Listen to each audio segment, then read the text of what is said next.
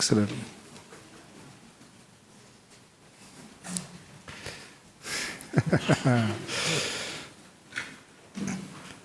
So, I think most people are in now.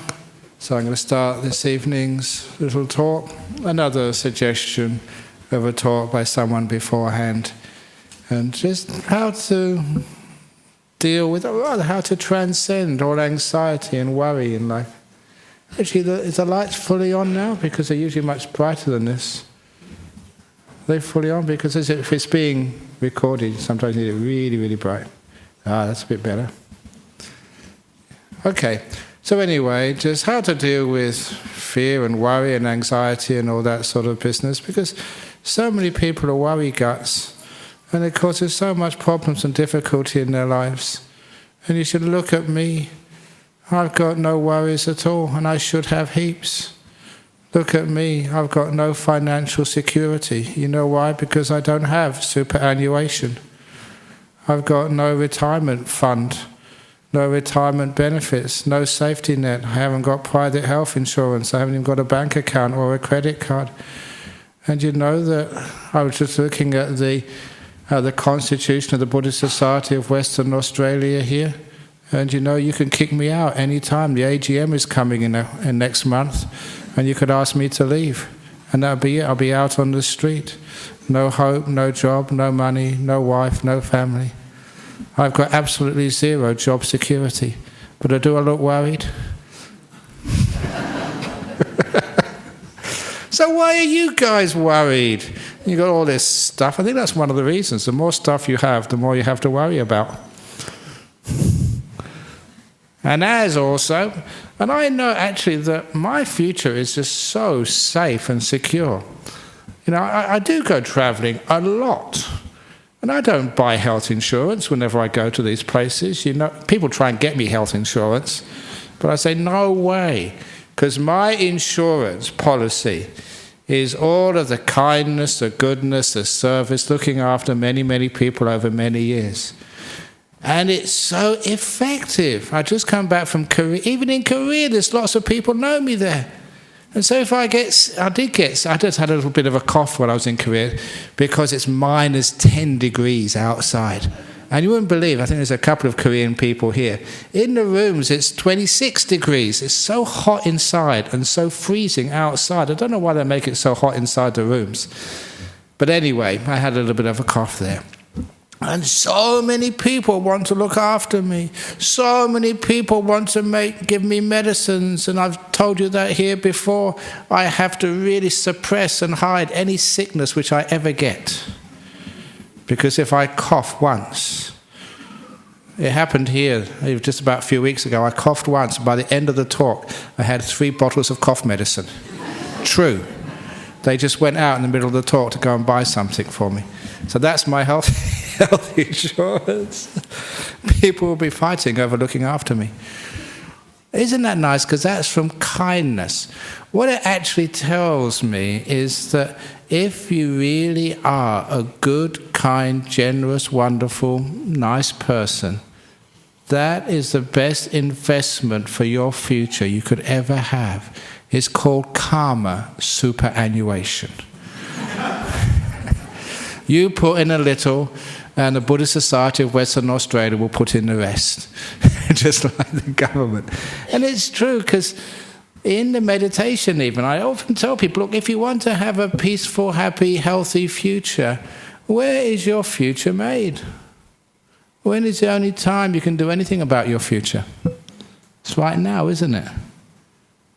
So if you can make a healthy, happy, calm, peaceful, beautiful present moment, that's the best you can ever do for your future, which means you don't have to worry about anything.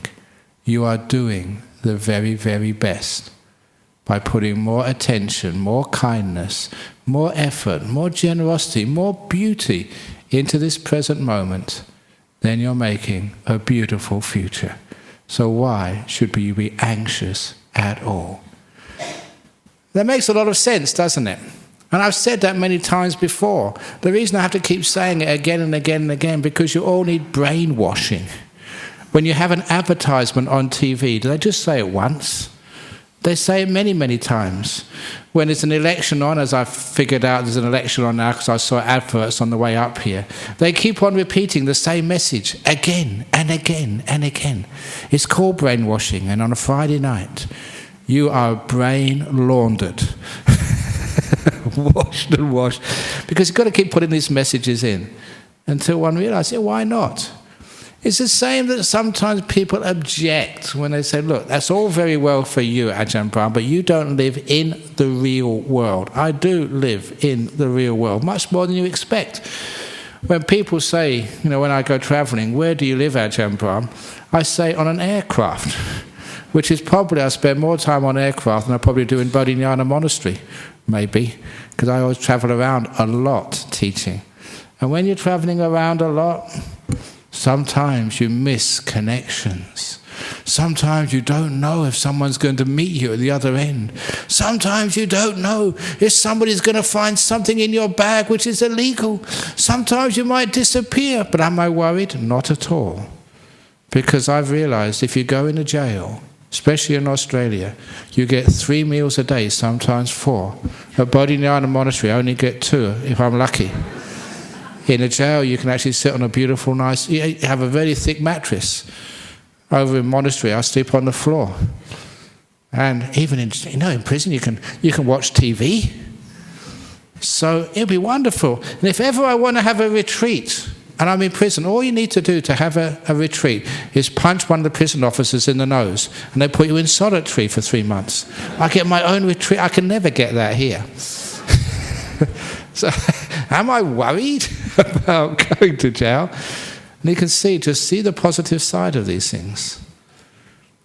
A lot of times, what fear and anxiety truly is looking at the future with negativity.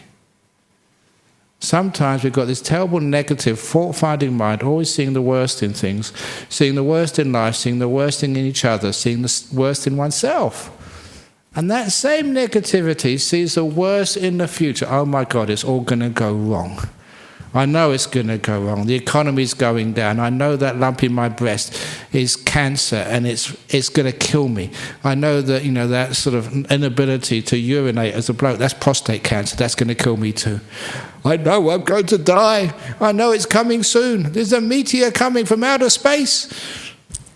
It's amazing just how people worry so much. And if they don't worry about real things, they go and watch the TV and worry about who's going to win the cricket or who's going to win the football or what's going to happen in the next episode of Neighbours or whatever else you're watching. We just love worrying. What do you do that for? Absolutely madness. So instead of worrying about the future with negativity, we look upon the future with hope, which is one of the reasons in a talk in Singapore some years ago, I coined a new phrase. The opposite of worrying, which is looking at the future with negativity, is looking at the future with hope. So I said, don't worry, be hopey. Not happy, be hopey. What a wonderful English word, which we coined here in Buddhist sense in Nolamara. Be hopey. And what does be hopey mean? It means have lots of hope about what will go right in the future, what will go right in your life, what will go right, in your career, what will go right in your relationships, what will go right in your body, what will go right in your talk. If you have hope, that is the opposite of anxiety. You can't have the two at the same time. So don't be afraid, be hopey. No, not the Hopey Indians. Yeah, did they get wiped out? I don't know, they didn't go out. See, they survived, so they were Hopey. But that's not exactly how you spell it. Hopey. Make a new word. And when you don't have any anxiety, when you're hopey, you can just do anything and you have much more fun in life. It also means when you're not so anxious and so afraid, you're just much more adventurous in life. You don't mind doing new things and saying new things and just seeing what happens. That's when I go off overseas. When I went to Korea, what I had to do was amazing as a monk. Just going to debate the most famous Zen monks in the whole of Japan on TV. So there it was. Like, Fremantle Dockers versus the West Coast Eagles, but this was Ajahn Brahm versus the top Zen monk in Korea. Who would win? This was exciting. It wasn't, it was just fun. So you don't go into life trying to win things or trying to sort of beat other people, because that is just going to give a lot of fear and anxiety and worry. Instead, we go there just having fun, exploring, being adventurous. Because when you have anxiety, you can't be adventurous at all. You get very tense and make too many mistakes in life. So be Hopey and be adventurous in life. And you find, doesn't matter what happens in life, you never really fail. One of the problems with anxiety is a fear of failure. And look, there's no such thing as failure in this life. If you do make a mistake, tell everyone about it. And then what happens is you make people happy. Have you not? It's true. Have you not seen, apparently they have a TV show called Bloopers or something, when people make big mistakes and they go on TV and they show the whole world? And that makes people laugh. Isn't it great seeing people make mistakes? And when you actually make mistakes like that, it is fun. Even Amandus over in Bodhinyana Monastery, our longest-serving anagarika, he was asked to write a little bit about Ajahn Brahm in my 60th anniversary booklet. And he said, and it's a true story, that these are us reading glasses. Then I don't really need glasses to see you guys, it's just if I have to read something. But the reason I put them on all the time is because once he was driving me from Bodhinyana Monastery into here for the weekend, and halfway to the Nolamara, I thought, oh my goodness, I forgot my glasses. I better go back again because there was a committee meeting on, I need to read everything. And I said, can you turn around? I've left my glasses back in the monastery. And then he looked at me and said, Ajahn Brahm, please look on your nose. And it was on my nose. It happened to me as well. Has that ever happened to you? It may have happened to you, but he wrote it in a book so everyone could read it. That's great. What that really means is you can make other people happy when you make silly mistakes. So what we're doing over there is when we make mistakes, we're not afraid of making mistakes. In fact, we realize that making mistakes is what somebody once called forward failing. Not just failing, forward failing. In other words, you learn, you grow and get better as a result. And when you're not afraid to fail, you can be adventurous. You can try new things. And when you try new things and are adventurous, you have much more fun and much more success in life. Because the trouble with most people, we're always so afraid what other people think of us. That's a stupid thing. People aren't thinking of it. The old saying goes, when you're in your 20s, young people, you're always really concerned what other people think of you. That's why guys have to, speak really cool speech. Girls have to look good. When you're in your 20s, you're really concerned what other people think of you. When you're in your 40s, you get what's called self-confidence, which means you couldn't give a damn what other people think of you. You're going to do it anyway. You know people like that? Yeah, I'm just going to do it. Dress up, whatever I like. And when you're in your 60s, you finally find out that people weren't thinking about you anyway. If you could only know that when you're young, you'd have a much better life. People aren't thinking about you. You're not that important. I saw a little quote for one of the Winston Churchill quotes. He had a perfect response to people who said, "Do you remember me?" And his response was, "Why should I?"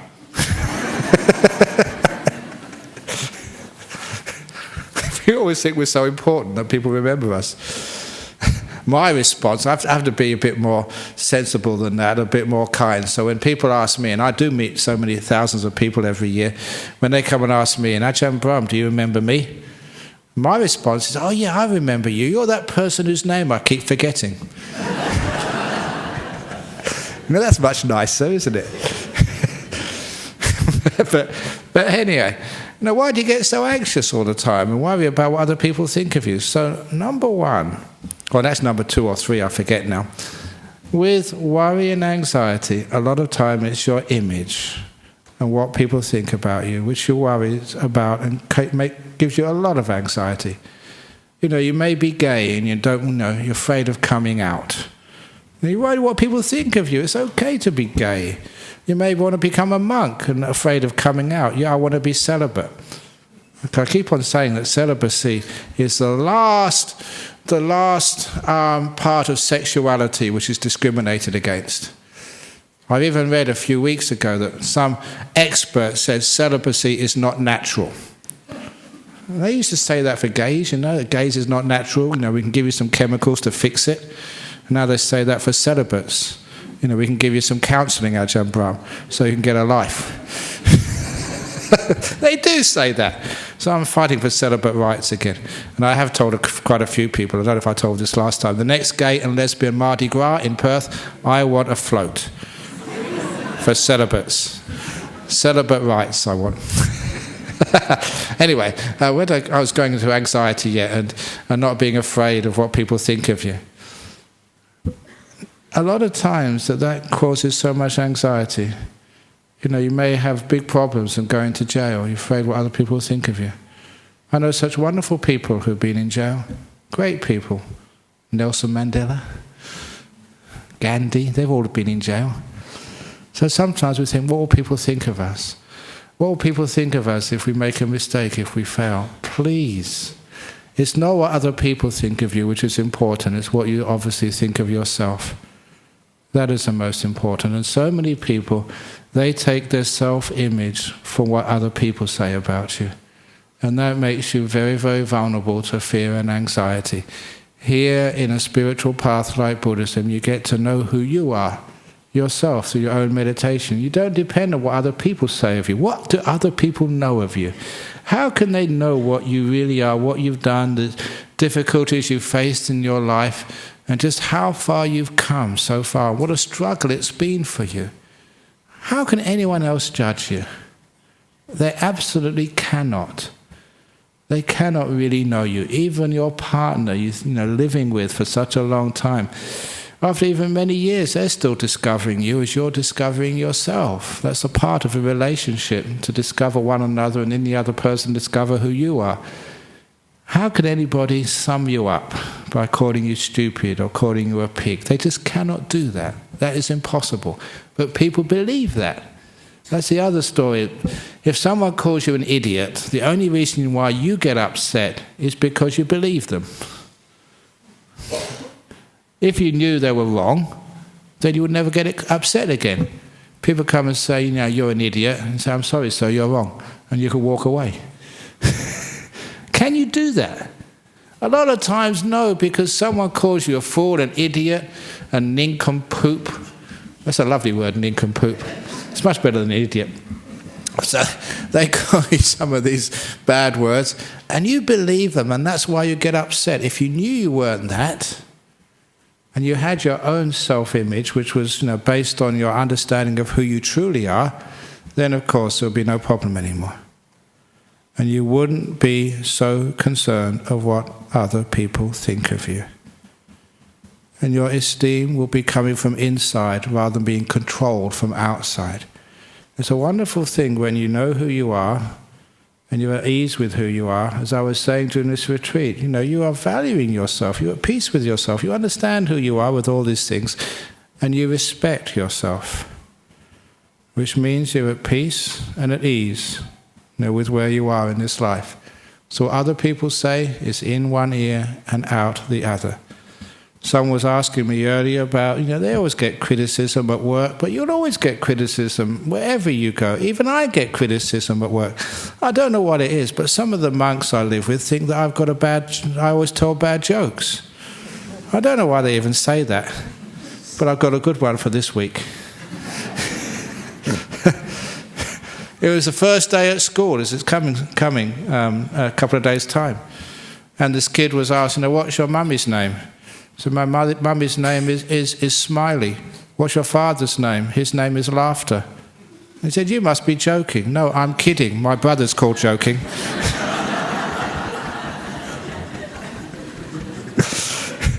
I thought that was quite a nice little Funny one. At least you haven't heard it here before. It's a new one. Okay. I'll repeat it again so you can tell it to your friends when you go. First day at school, what's your mummy's name? Is smiling. Father's name laughing. You must be joking. No, I'm kidding. My brother is called joking.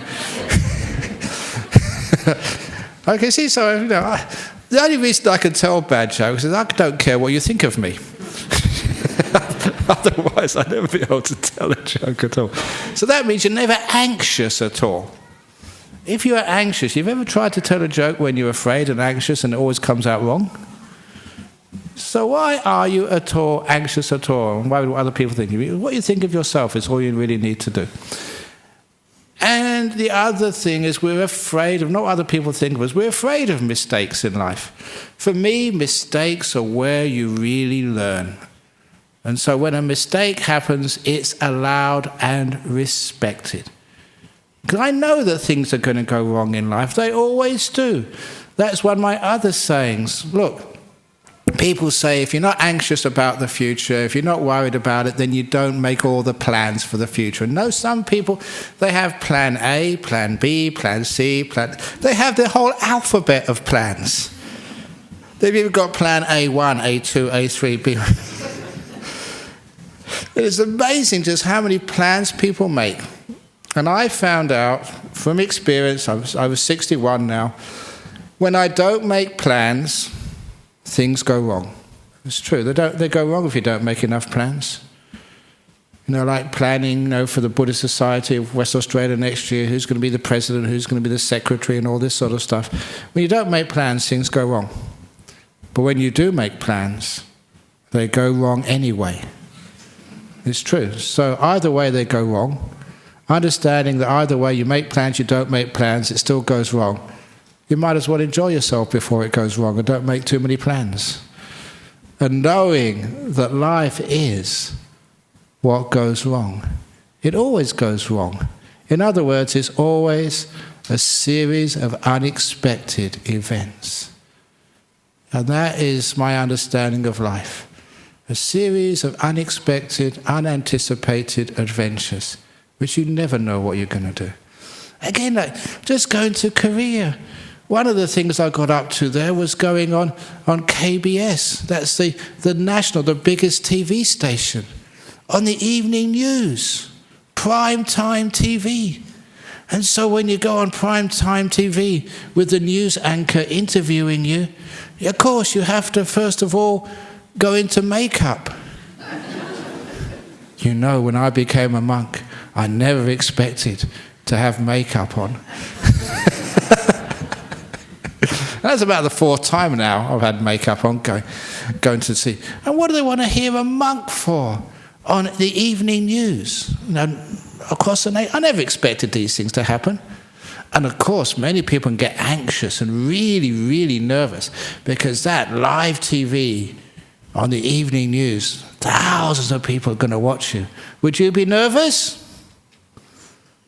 No, of course, it doesn't matter. If I make a big mistake, great. Then I can have a nice, peaceful time. I don't need to go back there anymore. And I can enjoy myself. And of course, if it comes out okay, you get invited back. You can help more people. Either way, I have this incredible positive way of looking at the future. Whatever happens, it all works out okay. Whichever way it happens. If you get sacked from work, great, you can have a holiday.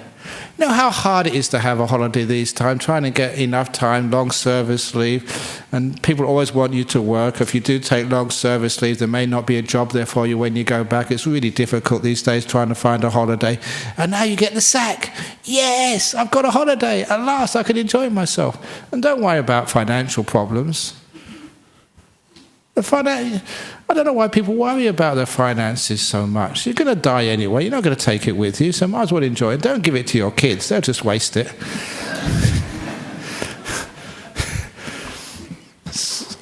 So when you don't worry so much about life, you can enjoy it much, much, much better.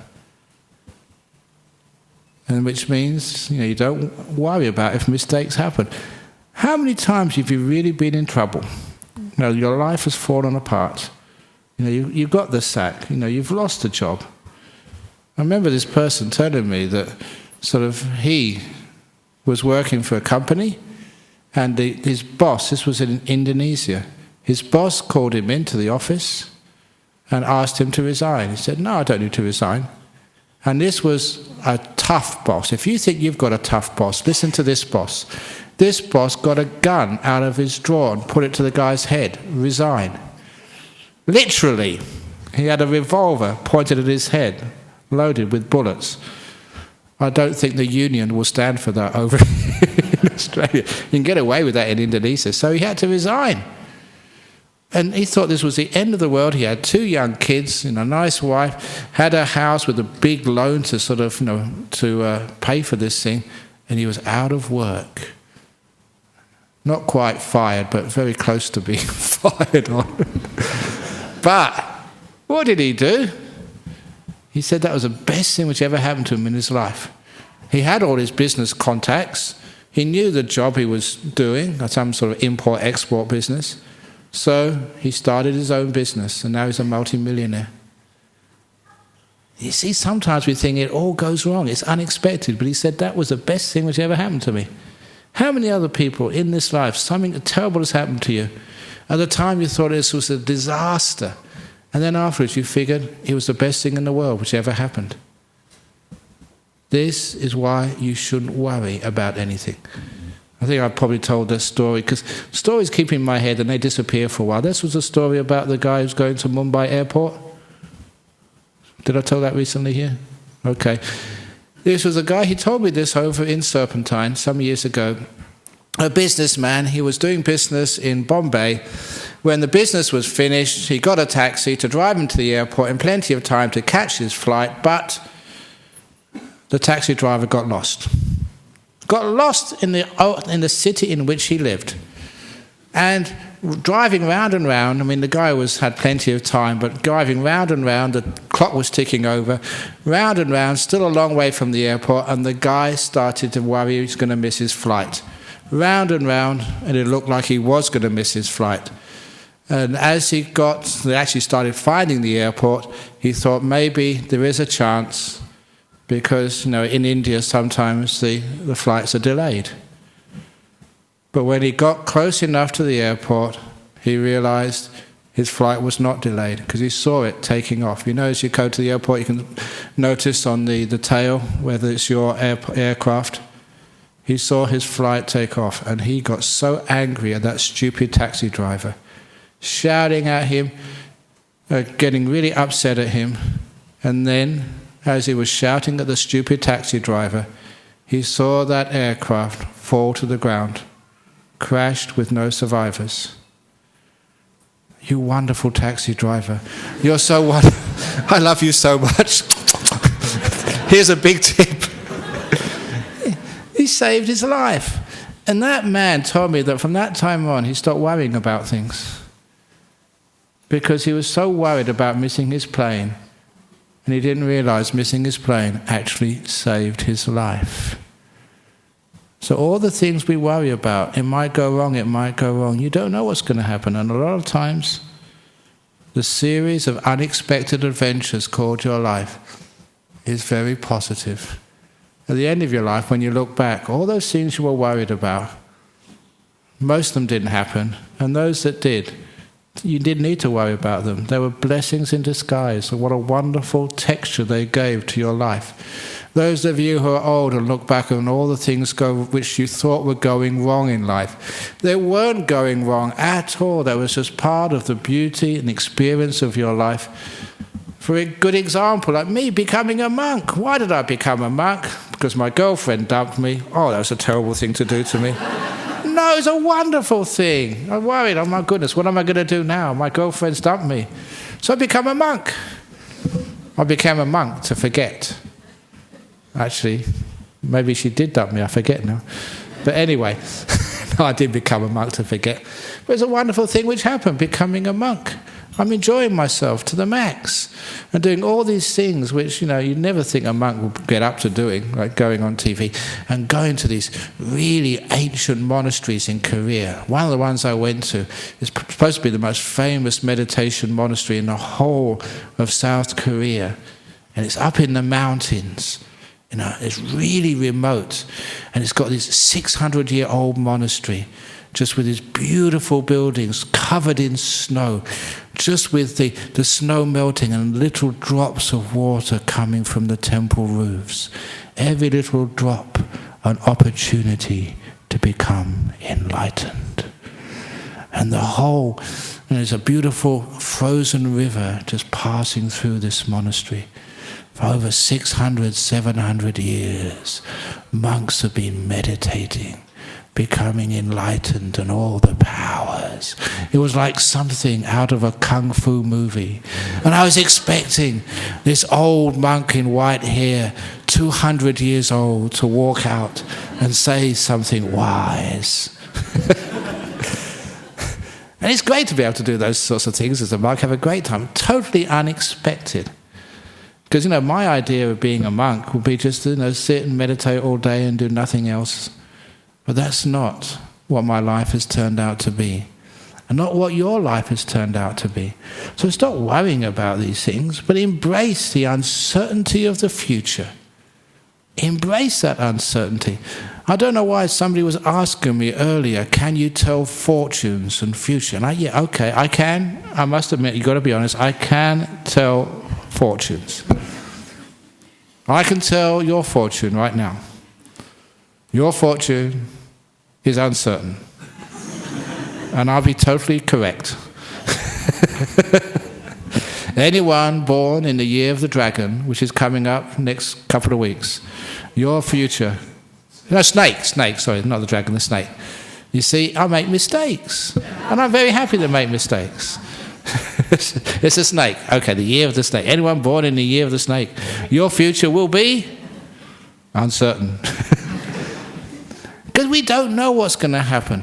This is why, as a Buddhist, I know that future is uncertain. You cannot predict it. No fortune teller can tell you what's going to happen, because you can always do something about what's happening to you. You create your future. And that's the amazing thing to realize. You're not a victim of the future. You are a creator of it.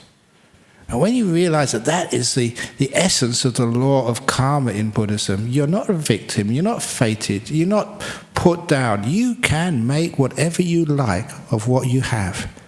And it's amazing to see ingenuity of people.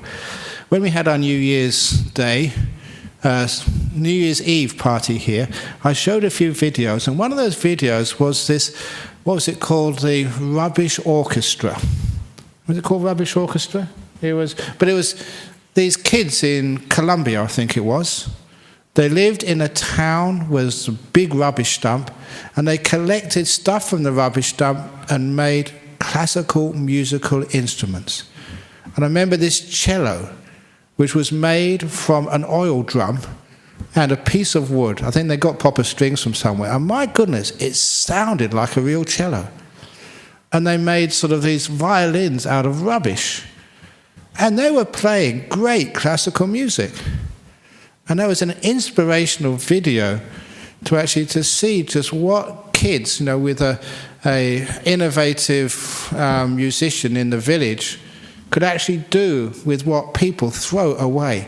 And actually to see this oil drum with a stick and a few strings and people playing it beautifully, that was inspirational. And it just was an idea of what you can do with what you've got, which means you can create the future. When you realize you can create the future with whatever you've got, the worry disappears, because instead of worrying, oh, it's going to go wrong, oh, it's going to be terrible, what's going to happen to us? No, it's what are you doing with what you've got? The question changes from worry to be an active participant in creating your future and knowing that you can create whatever future you want. It's a beautiful thing to know. You are that creator. So you don't worry about the future. Get in there and start creating it instead. When you worry, it incapacitates you. You worry, which means you're not doing anything about the future, except just worrying about it. Instead, get in there and make your future happen. And you can make that. That's called the law of karma. It's liberating. It's number one, it liberates you, but it also gives you a heck of a lot of responsibility. You can't just go around praying, Ajahn Brahm, can you please create my future for me? Okay, I'll give you a big donation. Can you please tell me the lottery numbers so I can make a big winning? Can you please, that girl around the back over there, can you please make me fall in love with her? People, amazing just what they ask monks to do.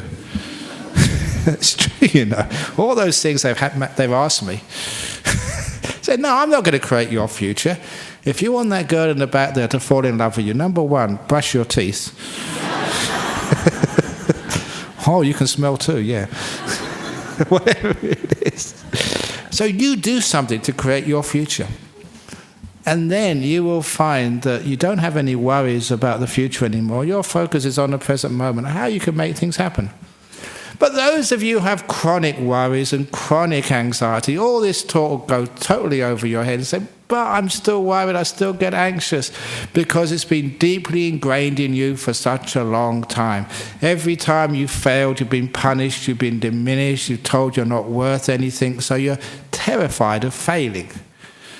You've been beaten down by sort of people tell me you're not beautiful enough, you're not smart enough, you're not good enough, rah, rah, rah, rah, rah, until you've got a low self-opinion of yourself, and you just look at yourself, you can't say to yourself, I'm good enough. You just can't do that anymore.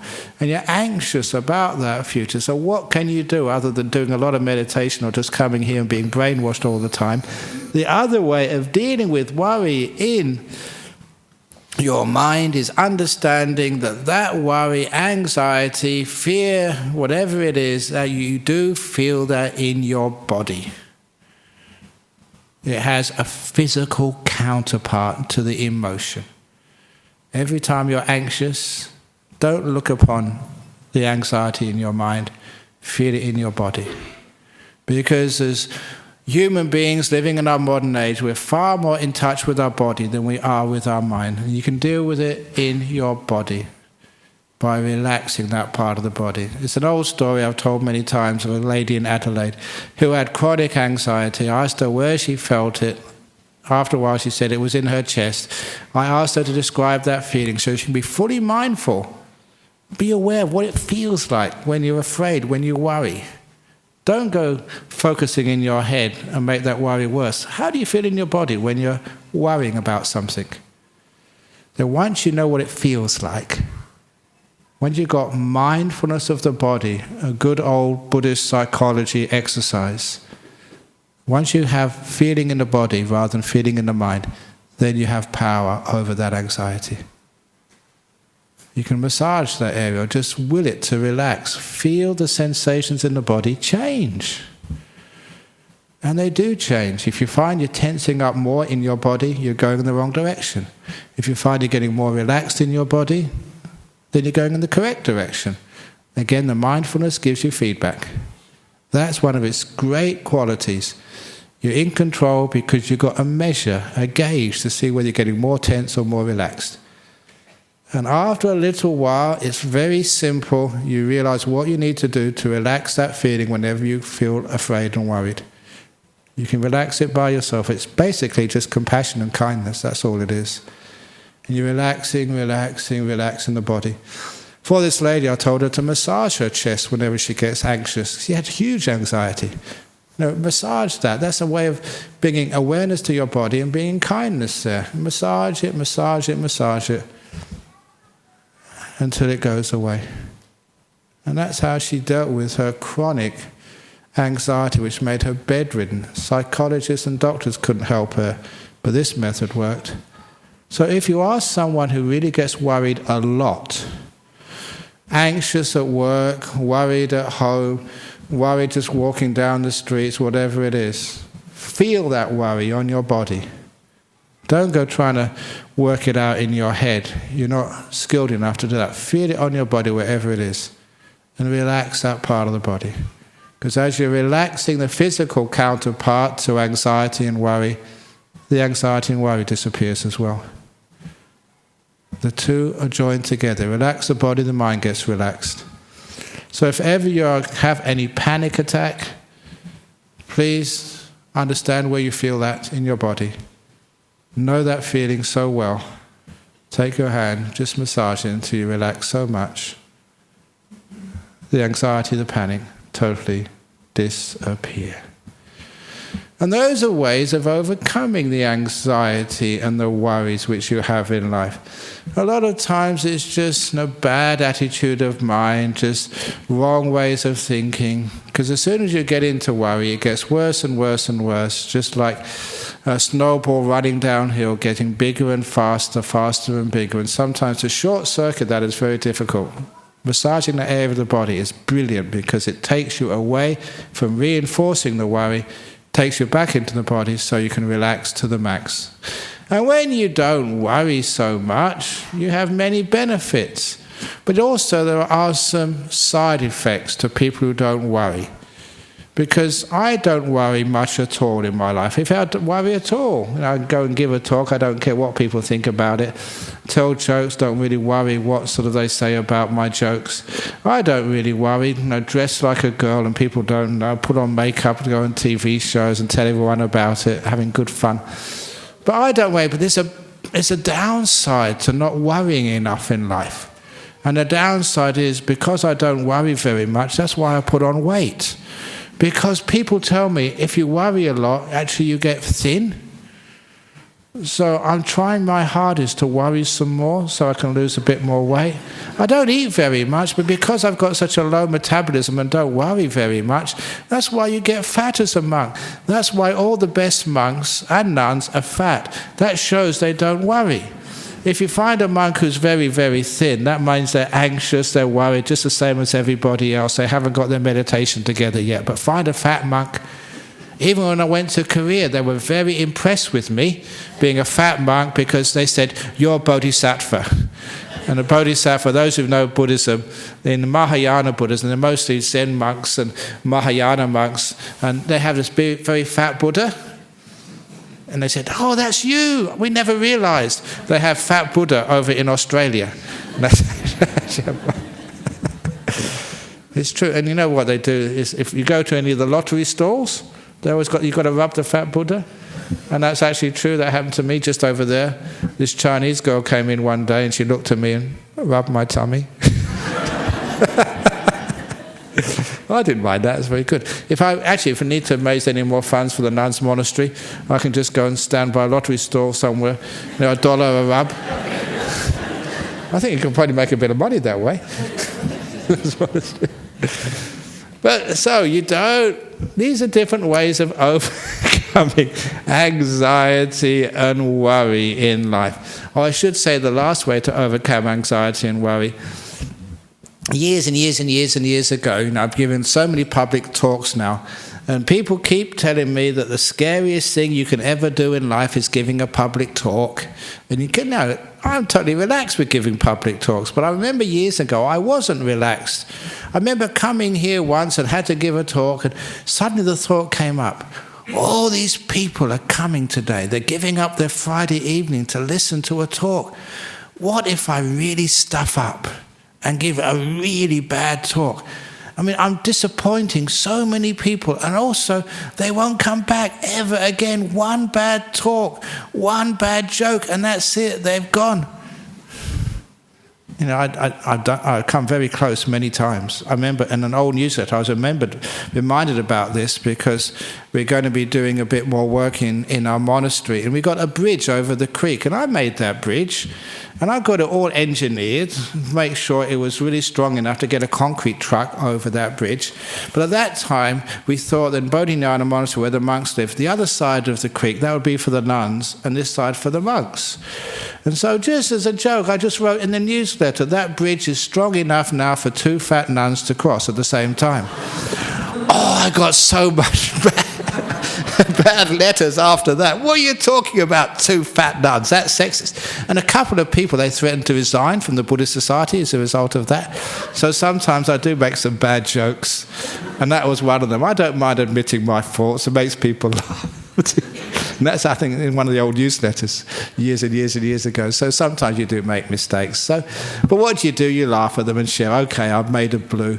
It's a bit of a mistake. But, we all make mistakes sometimes. So give everyone a break. Give yourself a break as well. When I tell people about my mistakes, then you can actually be a bit more peaceful with your mistakes. You don't have to be perfect. Oh, what bliss to know you don't have to be perfect in life. I don't have to worry about always giving perfect talks. I don't have to worry about people always laughing at my jokes. I don't have to worry about a thing anymore. Why? Because it's okay to be imperfect. Are you trying to be so damn perfect? That's why you worry. Do you want life to be so perfect? Look, when things go wrong, that's the nice edge of life. That's where you learn and you grow and you get challenged when things go wrong. When you miss your flight, that gets interesting. It's amazing just how many new friends you make when you've missed your flight and everyone else has missed a flight because it's been cancelled or something. It's amazing when things go wrong in life, just how many, again, more people you meet when you're in hospital. Because you've got cancer or something. Sometimes it's amazing what happens when things go wrong. I remember so many people here, they've met their partner in life.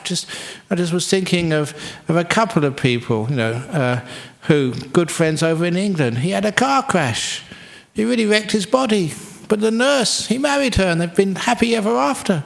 So the car crash was a wonderful thing which happened to him. He found the love of his life because he crashed his car. So this happens so much in life. So don't be afraid of making mistakes in life. Mistakes are perfect. You're perfect, and then you don't have any worries at all. Things they don't go wrong. I don't think there's a word called wrong. Everything goes right in life. When you get dumped by your partner, it's right. If you die young, you just go to heaven before everybody else. That's right.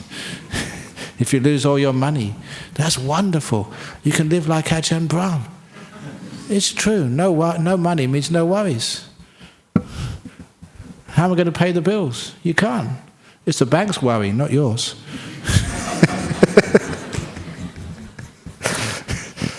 So I've got no place to stay. You can come and be a monk or a nun. We'll put you up.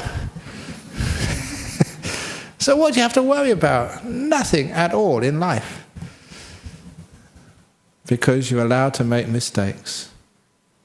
Because you're perfect making mistakes. Told on the retreat, the old story. If you go into the forest, you've got no forest really in the town, but you go to our monasteries, there's forests there. You walk around and try and find a perfect tree. One which is really straight, with all the branches evenly spaced and all the leaves on there, just perfect as you would expect. There is no perfectly straight tree with all its limbs on. Every tree is bent, crooked, leaning, few branches off, many leaves brown. If they were all straight in rows, we'd call that government plantation. That's not a forest. In a forest, everything's all over the place.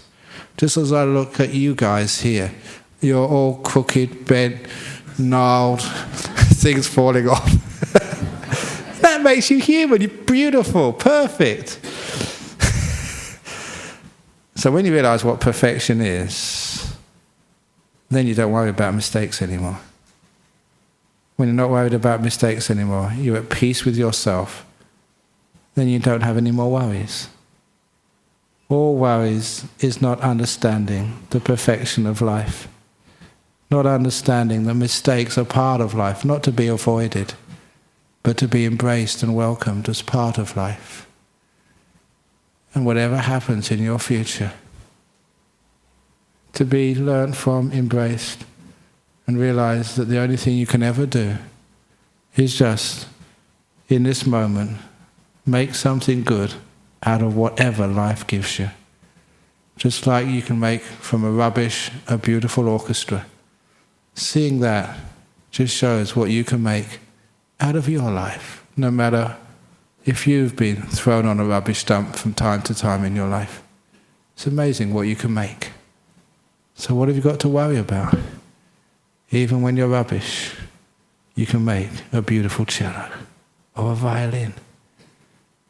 Therefore, there's nothing to worry about at all.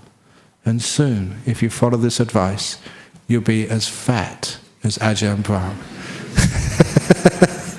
So that's the talk this evening on no worries. Sadhu, sadhu, sadhu. Very good, okay. So now I've got some questions from overseas now. Here we go. This, it's amazing. This goes all over the world. Today we've got one from Sydney, Holland and Germany. From Sydney, Ajahn Brahm, how to balance compassion and wisdom? Does compassion require one to sacrifice his or her happiness, peace and joy? No, that is not compassion. Compassion and wisdom realizes there's no I, there's no you, there's only us. Another little, someone sent me this, I've heard it before. What's the difference between illness and wellness? Illness and wellness. Illness starts with I, wellness starts with we. It's smart, isn't it? But it's true. If it's I, you get illness. If it's we, it's wellness. So it's not about I, it's not about you, it's only about we. So that's why wisdom and compassion, it's never sacrificing yourself. It's never just being selfish. It's always remembering it's about us. Life is always about us. Not about me, not about you, always about us. And it's never your problem, it's never my problem. Whose problem is it again? Our problem, yeah. So if you're in a relationship, never blame the girl, never blame the boy, never blame yourself. Whose problem is it if you have a difficult day? Our. You own the problem together. You can fix things up then. So whose problem is it? Is it Tony Abbott's problem or Julia Gillard's problem? No, it's our problem. They're in it together. Wouldn't it be wonderful if they realised that? That would change the whole politics. Anyway. So that's compassion, happiness and joy. From Holland, dear Ajahn Brahm, in the film book The Secret, they teach you that you can attract good things in your life by visualising and feeling it like you already have it. How do you think of this? Oh my goodness, that's a lot of rubbish. It doesn't work that way. I hope things were that easy. It's not a secret, it's a scam. They should call that book.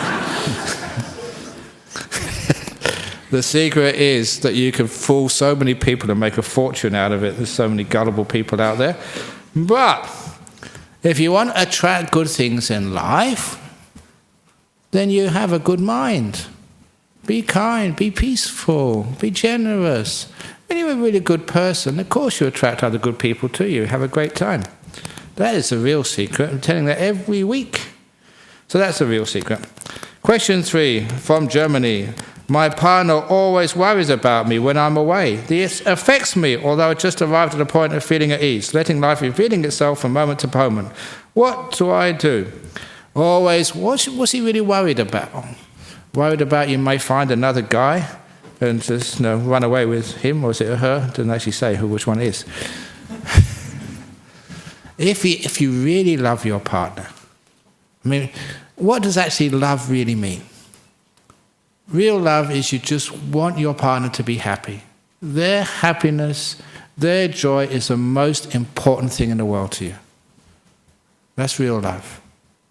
So imagine that from Germany, your partner goes away and he loves you so much, or you go away and your partner loves you so much that your happiness is the most important thing. So if you find another guy who's even better in bed than he is, then wouldn't that be wonderful?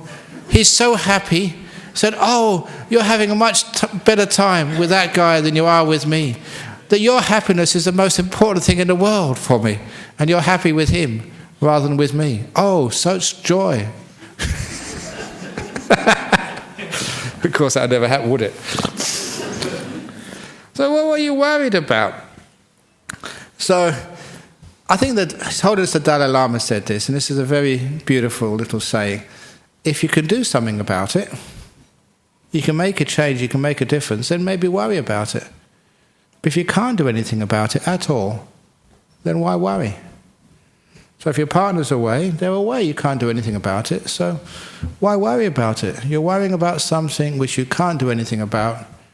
It's totally a waste of energy, a waste of time, and actually it creates a lot of negativity as well. So please don't worry about things which you can't do anything about.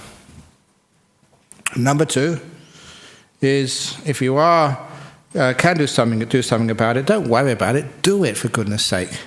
Because all the worrying about it, when you can do something, it actually stops the action in the present moment. So it worries about you when you are away. What you can do, you can offer to put on one of these GPS tracking bracelets that they give to these prisoners, so your partner can always know where you are and you can feel happy. That's terrible when you live like that. So I don't know why he worries about you. I know that sometimes some of the monks worry about me when I'm away.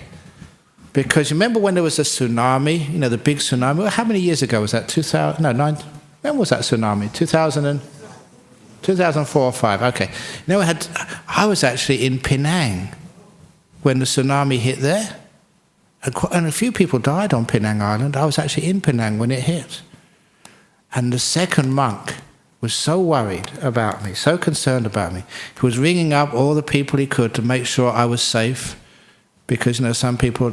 And I asked him, I said, that was so wonderful, you were so concerned. I said, I wasn't concerned about you, Ajahn Brahm. I was concerned about me, because if you died, I'd have to be abbot. I don't want to be abbot. That's why they were worried, whether I was going to make sure I got back in time so they didn't have to do all the hard work. That was really fun. That was Ajahn Chatamala, a really good friend. And he was in Germany. So, no, look... So, worry, what's the point of it? Hopefully, don't allow your partner's worry to affect you. Okay, although I arrived at the point of feeling at ease, letting life revealing itself from moment to moment, what to do? Exactly, so now that's all you can do. And you can teach your partner by example. When you're not afraid and you're not worried, that lack of worry will affect your partner and will ease his worries. When you're at ease with things, then that ease will be infectious, just like worry is infectious. When one person gets worried and afraid, that affects other people. You get worried and afraid as well. I always remember that little story of, there was in Thailand when I was a young monk over there, and had all these ancient buses all over the place in Thailand, because it was a poor country just getting itself together economically.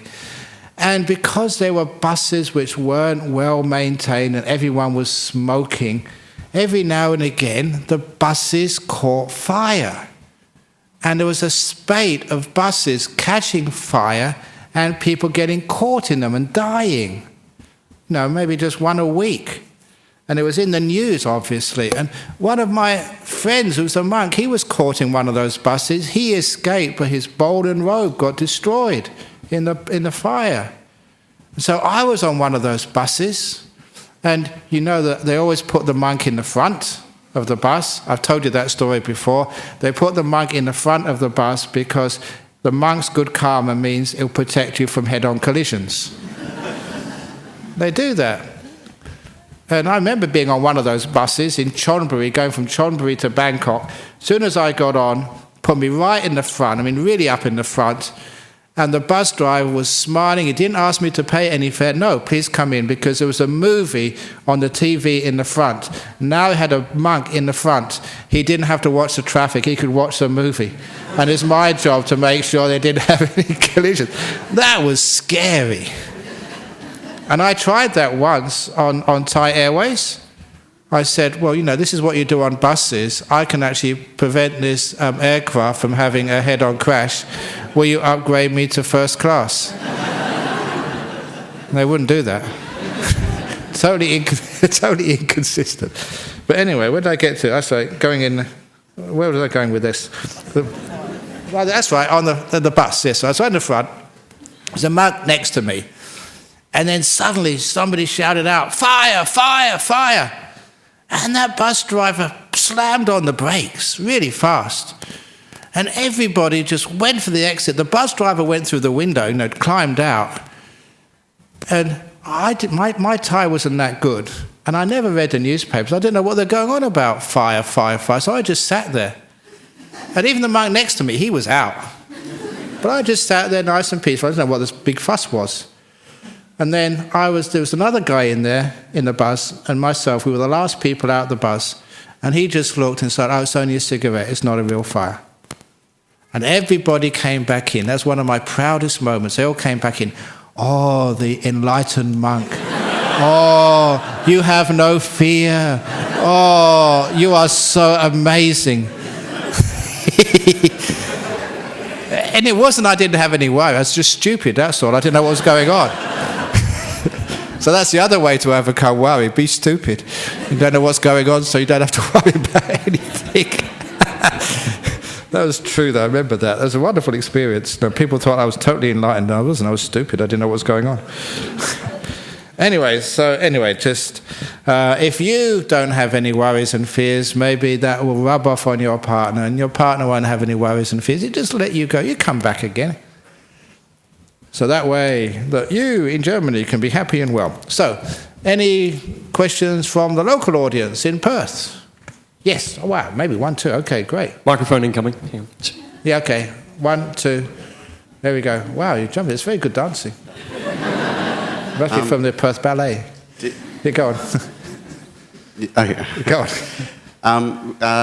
It was about, I'm interested in the meditation technique you were talking about for chronic anxiety. So it was mindfulness of the body, and how is it different from the kind of meditation that we do here, and would you suggest it as a meditation technique for someone with chronic anxiety? Yes, what you do here is starting to develop the mindfulness by relaxing, being still, because all the mindfulness is in the present moment.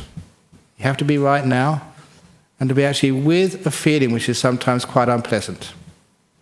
Because when you have anxious, that's a tightness of tension, and it's very, very scary sometimes.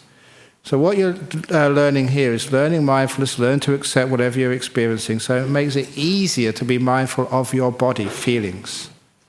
It's amazing how many people are just totally out of touch with their own body. They never really feel it, they never really know it. Especially the painful feelings. As soon as we have a painful feeling, we take an aspirin or something to get rid of it, rather than learning about it. So once we know those feelings, then that's what I said in the little talk, we have power. Because once we can feel it, we can actually feel it get worse, we can feel it get better, and we notice what makes it get better. What makes it relax? What makes it get easier? And this is compassion, basically. Kindness, letting things be, making peace, embracing, not fighting. And you notice that, first of all, just the pain gets a little bit less.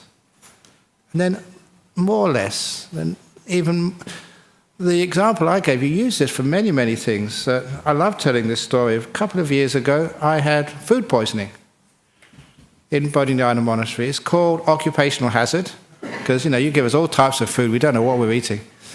And, I had really cramps, and in my heart, instead of calling a doctor, which I probably should have done, mindful of the cramps, being able to be with that rather than trying to get rid of it, and relaxing, just with kindness. And all it took was 20 minutes. This is honest truth, 20 minutes of mindfulness and kindness. And all the cramps totally disappeared, had no symptoms of food poisoning at all, just got up, just like normal again. 20 minutes to get rid of acute food poisoning. That's what you can do with this. You can learn your body, you can relax it, open it up, it heals itself so quickly. Because obviously I've been meditating for a long time, so that's one of my incredible strengths, to meditate like that. But if you have that with your anxiety, because it is a big problem, you soon learn how to be mindful of it, and you will learn how to be kind to it because you have to. And you can learn how to relax that feeling. And the great thing is, when the physical feeling disappears, so does the emotional cause. And that's a brilliant way of having some control over your emotions. Mindfulness, but also has the compassion to it as well. So yeah, you can learn that. You can teach that. Many psychologists teach that. I've taught them how to do that. So they can teach that to their patients. It's not just anxiety. It can be even anger. If you have an anger problem, a rage problem, whenever you're angry, you can feel it in your body somewhere. Know that feeling, which is always associated with being really angry. Know that feeling. And then learn how to relax that feeling. When you relax a feeling, the anger disappears as well. They're connected. Let go of one, the other one goes too. So that's very good with anxiety. And basically every other emotion that exists. Even grief. If you have some really, really bad grief because someone close to you passed away and they really, really depended upon them and loved them to bits, where do you feel it in your body? What's that feeling like? Describe it to yourself. Describe it to someone else is even better. That's getting to know it. And then learn how to relax that feeling with kindness, massage or whatever. And you find the grief goes too. That's how it works. And the meditation here does give you more skill of being aware of your own body. Does that answer the question? So, very good. There's another question over here. Yeah. This is a really serious question, but great. Did you ever thank your ex-girlfriend for steering you towards being a monk? No, it'd just be great if I could find her somewhere and say, oh, thank you, thank you, thank you. If you haven't dumped me for somebody else, oh, I would have been married with you probably. And no kids and grandkids and the mortgages and, oh. Wouldn't it be a great story if she was watching you on? Yeah, watch it, yeah. So if you remember me, please, thank you so much. You know that old joke about, I told it the other, oh no, anyway, it's coming anyway. So as soon as I start, I can't stop, even if I told it last week. It's about, the shortest fairy tale. Fairy tales, they always have to start with once upon a time, and they always have to end with, and they lived happily ever after. So the shortest fairy tale is once upon a time, a boy proposed to his girlfriend. She said no. And they both lived happily ever after. It's a monk's joke. I told that to our librarian some time ago, and he looked at me stone-faced. He said, I'm going to Malaysia to get married tomorrow. Oh, God, what have I said? And sometimes I really make big mistakes. He didn't think that was at all funny. Anyway, so thank you all for listening. Thank you for the questions from everybody. So now we can pay respects to Buddha, Dhamma, and Sangha. We've gone way over time.